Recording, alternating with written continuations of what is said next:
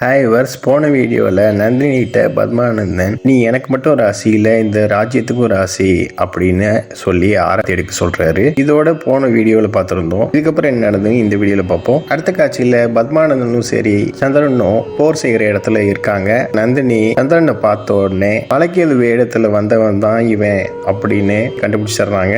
பழைய காட்சியை நினைச்சு பார்க்குறாங்க. அதில் சந்திரன் அரண்மனையை பார்க்க வந்ததுக்கு காரணமே இதுதான் போல இருக்கு அப்படின்னு நந்தினி கண்டுபிடிக்கிறாங்க. அதே நேரத்தில் பத்மானந்தன் சந்திரனை பார்த்த உடனே பழைய காட்சி காமிக்கிறாங்க. அந்த காட்சியில யார் கொடுத்ததையும் நான் திருப்பி கொடுத்துருவேன் அப்படின்னு அவர் சொன்னது காட்டுறாங்க. பத்மானந்தன் சாணக்கியரை பார்க்கறாரு. பார்த்த உடனே சாணக்கியர் பத்மானந்திட்ட சொன்ன காட்சியும் காட்டுறாங்க. இதை நினைச்சு பார்த்த பத்மானந்தன் நம்மளுக்கு ஏத்தாப்புல இருக்கிறவன் மாறுவேடத்துல வந்தவன், இதுக்கு துணையா இருக்கிறவர் இன்னொருத்தர், நம்மளை எதிர்த்து தாக்குறவங்க சிற்றரசர்களும் கொள்ளையர்களும் திருடர்களும் தான், இவங்களெல்லாம் நாம தாக்குறதுக்கு இன்னைக்கு வந்திருக்கோம் அப்படின்னு சொல்லிட்டு சிரிக்கிறாரு. பத்மானந்தன், அன்னைக்கு நீ என்கிட்ட இருந்து தப்பிச்சிட்ட, ஆனா இன்னைக்கு என்னோட வாளுக்கு நீ இரையாக போற, உன்னாலதான் என்னோட மகளோட சுயம்பர விழாவே நின்று போச்சு அப்படின்னு சந்திரனை பார்த்து சொல்றாரு. இதை கேட்ட சந்திரன், இவன் தான் மகாபத்மானந்தன், எவ்வளவு ஆகும்பாவமா பேசுறான், இவனை இன்னைக்கு நம்ம அழிச்சாகணும், இவனாலதான் பாரத தாயே தலை குனிஞ்சு இருக்கிறா, இன்னைக்கு நம்ம ஒவ்வொருத்தரும் வேற வேற சிற்றரசுகளாகவும் இடங்கள்லாம் நம்மளுது வேற எதா இருந்தாலும் மொழி வேற எதா இருந்தாலும் நம்ம எல்லாருமே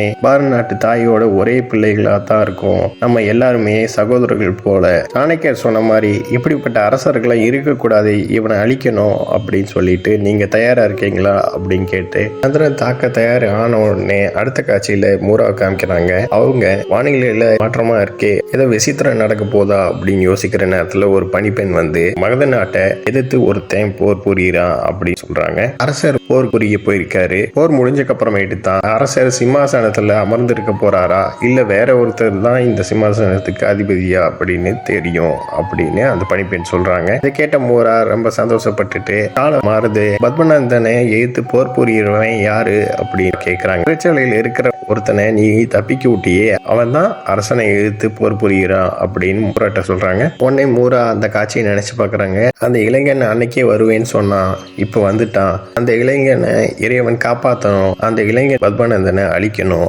ஆனா மகத நாட்டு சேனைப்படையை அவன் ஒருத்தனால எப்படி அழிக்க முடியும் அப்படின்னு கேட்கறாங்க. அந்த நேரத்துல போர் நடக்கிற இடத்த காமிக்கிறாங்க. எல்லாருமே சண்டையிடுறாங்க. அடுத்த காட்சியில மூராவை காமிக்கிறாங்க. சந்திரன் இங்க வர்றதுக்கு எவ்வளவு நாள் நான் காத்திருப்பனோ அவ்வளவு நாள் காத்திருப்பேன், என்னோட ஆசீர்வாதம் உனக்கு எப்பயும் இருக்கும், அதே மாதிரி இன்னைக்கு போர் நடத்துற அந்த இளைஞனுக்கும் ஆசீர்வாதம் கிடைக்கணும், அசுரன் போல இருக்கிற அந்த அரசனை அழிக்கணும் அந்த இளைஞன் அப்படின்னு சொல்றாங்க. இதோட இந்த எபிசோட் முடியுது. நெக்ஸ்ட் எபிசோட்ல பார்க்கலாம். இந்த சேனல் சப்ஸ்கிரைப் பண்ணுங்க, அந்த பெல் பட்டனையும் பிரஸ் பண்ணுங்க, லைக் பண்ணுங்க, ஷேர் பண்ணுங்க. தேங்க்யூ.